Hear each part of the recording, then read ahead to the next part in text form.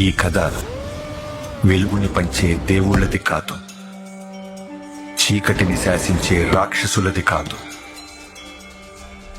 ఆ రాక్షసులని ఆడించే రావణుడిది కాదు. ఈ కథ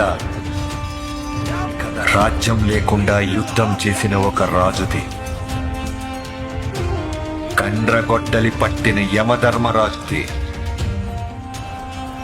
మరణాన్నే వణికించిన మహారాజుది. पहचाना मुझे? डाकू डाकू महाराज।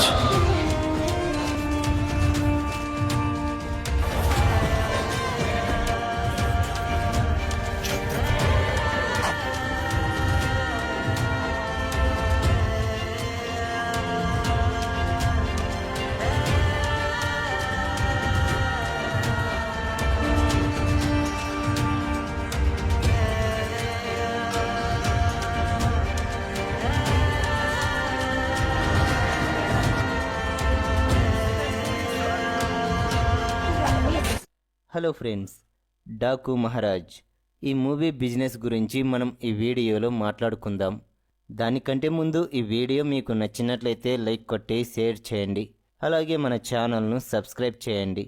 ఇక వివరాల్లోకి వెళ్తే, వచ్చే సంక్రాంతికి డాకు మహారాజ్గా బాలయ్య గారు తన నట విశ్వరూపాన్ని చూపించబోతున్నాడని అర్థమవుతోంది. టైటిల్కు తగ్గట్లే తన క్యారెక్టర్ కూడా అదే రేంజ్లో ఉండబోతోందట. ముఖ్యంగా బాలయ్య గారి గెటప్ విషయంలో బాబీ గారు చాలా జాగ్రత్తలే తీసుకున్నారు. తాజాగానే ఈ మూవీ నుండి 3వ సాంగ్ రిలీజ్ అయింది. ఈ సాంగ్లో బాలయ్య గారి లుక్ అయితే అదిరిపోయింది. ఆయన డ్రెస్సింగ్ స్టైల్ కూడా అదరహో అన్నట్లే ఉంది. ఈ సాంగ్ మొత్తం బాలయ్య గారు తన స్టైలిష్ లుక్తో అదరగొట్టేశారు. అంతేకాదు, తన మాస్ స్టెప్పులతో కూడా కేక పెట్టించాడు. ఇప్పుడు ఈ సాంగ్ యూట్యూబ్లో ట్రెండింగ్ టాప్లో కొనసాగుతోంది. ఇక నెక్స్ట్ ట్రైలర్ కోసం ఫ్యాన్స్ అయితే ఎంతో ఆసక్తిగా ఎదురుచూస్తున్నారు. డల్లాస్ ఈవెంట్లో ఈ ట్రైలర్ను రిలీజ్ చేయబోతున్నారు చిత్ర బృందం. ఇకపోతే బాలయ్య గారి కెరియర్లోనే ఈ మూవీకి భారీ స్థాయిలో బిజినెస్ అయితే జరిగింది.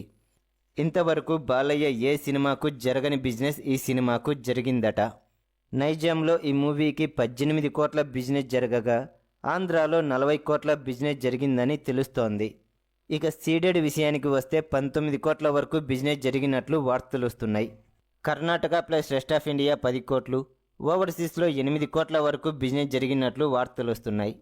మొత్తంగా ఈ మూవీకి థియేట్రికల్ బిజినెస్ 95 కోట్లకు పైగానే జరిగింది. ఇక ఇండస్ట్రీ వర్గాలలో వినిపిస్తున్న టాక్ ప్రకారం ఈ మూవీకి హిట్ టాక్ పడితే చాలు 100 కోట్ల షేర్ కలెక్షన్లు ఖాయమని అంటున్నారు.